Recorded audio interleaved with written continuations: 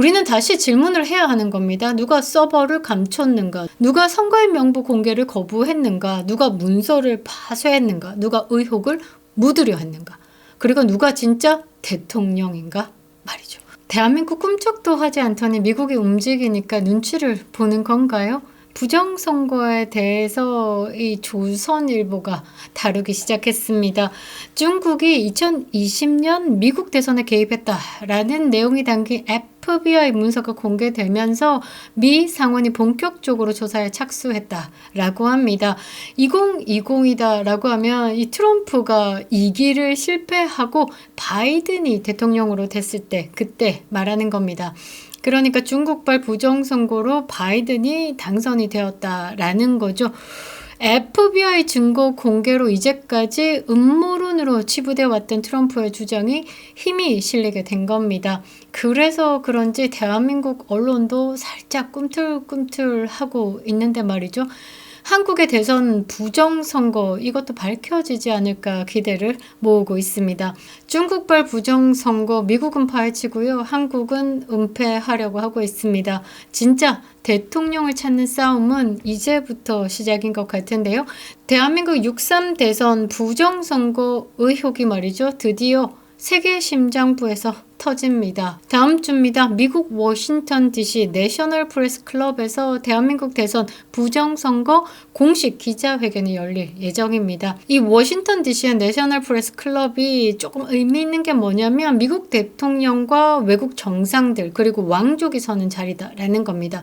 그러니까 막 시시하게 구청에서 열리는 그런 기자회견이 아니다라는 거죠. 이 무대에서 대한민국 대선의 진실이 오른다라는 겁니다. 대한민국의 대선의 진실. 이재명이 까발려진다라고 말하는 것과 같을 것 같은데요. 이보다 더 상징적이고 중대한 선언이 있을 수는 없다라는 거죠. 미국 FBI가 직접 폭로한 중국의 미국 대선 개입 실태, 그게 어떤 방법으로 조작하는지, 그리고 한국 내에서 어떤 일들이 벌어지고 있는지, 선관위의 서버 은폐와 파쇄, 의혹을 제기한 자들에 대한 탄압, 언론의 침묵이라는 비정상적인 상황에 대해서 낱낱이 해부하겠습니다. 그리고 왜 우리가 진짜 대통령을 찾아야 하는지에 대해서도 고민이 좀 필요하죠. 단순히 정치 비판을 넘어서요. 대한민국의 헌정 질서와 주권 회복을 위한 싸움의 본질에 대해서 짚어보도록 하겠습니다. 이제 우리가 묻지 않을 수는 없죠. 외교 참사를 일으킨 이재명이 진짜 대한민국의 대통령 자격이 있는가에 대한 물음을 아니 가질 수 없다라는 겁니다. 중국이 간땡이 크게 미국 선거에 개입했다라고 하면 한국이 과연 안전지대였겠습니까? 부정선거 의혹을 덮기 위해서 이 문제에 대해서 이 제기하는 사람들을 수사하고 정신병자 취급하고 음모론을 마치 방사능 취급을 하고 있었습니다. 우리가 과연 그동안에 민주공화국에서 살고 있었는지에 대해서 다시 생각해 볼 필요가 있을 것 같은데요. 곧 밝혀질 부정선거 의혹에 대해서 영상 시작하겠습니다. 영상 시작 전에 말이죠. 구독자 몰에 가보시면요. 40년 외길 인생 정주식 명인의 용암 참외가 있습니다. 백화점 납품급 참외를요. 산지 직송으로 받아보실 수 있습니다. 농가 살리기에 동참해 주시기 바랍니다. 최고 등급 용암 참외를 착한 가격으로 만나보실 수 있습니다. 아래 태그나 구독자 몰에서 언제든지 구매 가능합니다. 감사합니다. 자, 미국은 움직였습니다. 단순한 언론 보도 수준이 아니다라는 거죠. 그 전에 중요한 게 뭐냐면요. 지금 미국은 세계를 재편하려고 하고 있습니다. 제가 다음 영상에서 조금 상세하게 여러분들에게 풀어드릴 건데요. 트럼프의 판은요.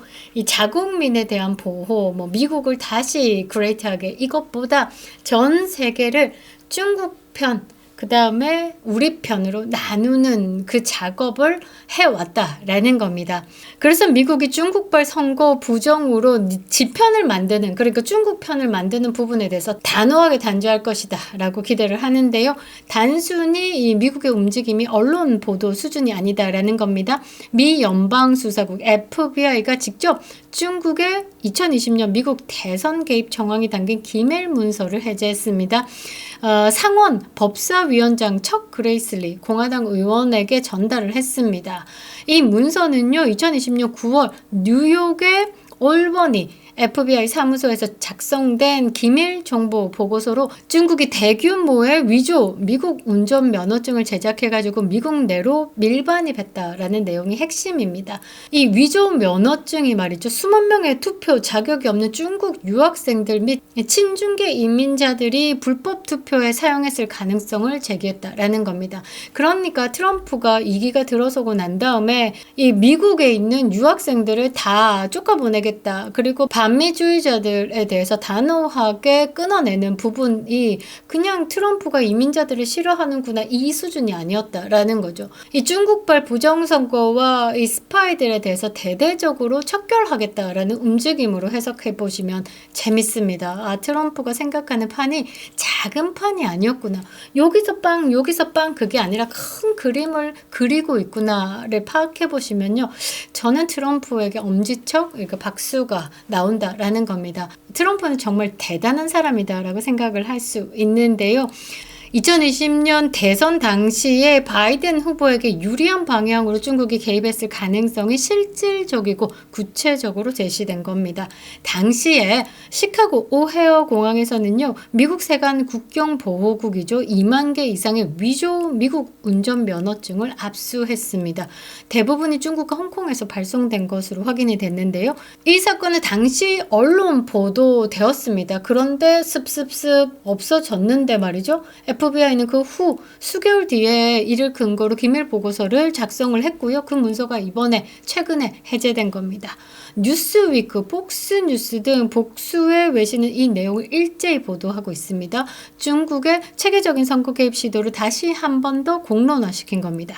그레슬리 공화당 의원 대변인은요, 이 문서는 FBI가 철저히 더 조사해야 할 심각한 국가안보 사안을 담고 있다라고 강하게 경고했습니다. 시진핑 바짝 엎드려 있을 것 같죠? 미국이 이처럼 움직이고 있습니다. 국가안보의 문제로 간주하고요. 정보기관과 입법부가 협력해서 진상규명에 착수하고 있는 겁니다. 그런데 한국 어떻습니까? 지금 6.3 대선 부정선거에 대한 의혹이 넘쳐나고 있죠. 그런데 대한민국 상황은 정반대다라는 겁니다. 지금 이번에 이 대선뿐만 아니라 대한민국에 지금 몇 번의 선거가 끝나자마자 서버가 폐쇄되고 선거인 명부는 끝내 공개되지 않고 선관위는 은폐와 침묵으로 일관하고 있습니다. 대형 파쇄 트럭이 선거관리기관으로 진입해서 문서를 파쇄하는 장면이 시민들에게 목격되기도 했죠. 이 모든 것이 한치의 해명 없이 그냥 지나갔습니다. 중앙선관위는 아무도 수사하지 않고 있죠. 오히려 황교안 전 대표, 이봉규 TV, 부정선거를 제기한 시민단체들을 수사 대상으로 몰고 있습니다. 이건 민주공화국 아니죠. 헌법이 말하는 국민의 주권이 실현되는 과정이다라고 보기에는 상당히 무리가 있습니다. 미국은 의혹 제기를 조사로 이어가고요. 한국은 의혹 제기를 탄압으로 응수하고 있습니다. 한쪽은 진실을 향한 투쟁을 시작했고요. 다른 한쪽, 그러니까 저기 중국 똥꼬에 줄 서 있는 한쪽은 진실을 말하는 자들을 침묵시키려는 체제를 만들고 있습니다. 더구나 언론은 철저히 침묵하거나 음모론 프레임으로 논점을 흐리고 있습니다. 조선일보가 서울대 교수 칼럼을 통해서 이 음모론을 제기하는 부분에 대해서 이렇게 이야기를 했습니다. 합리적 보수는 부정선거를 믿지 않는다. 그러니까 진실을 외치는 국민들을 조롱하는 겁니다. 이게 단순한 견해라고 보기에는 문제가 있죠. 정권의 공범이자 언론의 자살 선언이다라고 저는 생각을 하는데요. 반면 미국에서는요. 부정선거 의혹을 다룬 폭스뉴스, 뉴스위크, 에포크 타임스, NBC 등 복수의 주류 언론들이 적극적으로 진실 규명에 나서고 있습니다. FBI도 상원도 언론도 모두가 진실 앞에 행동하고 있다라는 거죠. 그런데 한국은 조중동 침묵했죠. 지상파는 묻었고요. 정부는 입막음했고요. 그 결과 우리는 진짜 대통령이 누구인지조차 의심해야 되는 상황에 이르렀다라는 말입니다. 진짜 대통령 찾아야 됩니다. 이제 국민들이 나설 차례다라는 거죠. 이제는 진짜 물러설 수 없습니다. 대한민국 참담한 꼬라지 보고 있자니 허파가 허덕 뒤집어집니다. 부정선거를 말하면 음모론자가 되고 진실을 요구하면 탄압을 받는 나라. 이것이 오늘의 대한민국이다 라는 거죠. 선거가 끝난 뒤에도 끝나지 않는 질문이 있습니다. 정말 이 정권이, 이재명 정권이 국민이 선택한 정권인가 말이죠. 이 물음에 답하지 않는 한 대한민국의 민주주의는 형해화되고 만다라는 겁니다. 그리고 숫자는 거짓말을 하지 않습니다. 21대 대통령 선거 당시에 당일 투표에서 김문수 후보가 전국 읍면동 2719곳에서 1위를 차지한 반면에 이재명이는 843곳에 그쳤습니다. 그런데 사전투표에서 말이죠. 그 비율이 완벽히 뒤집어졌습니다.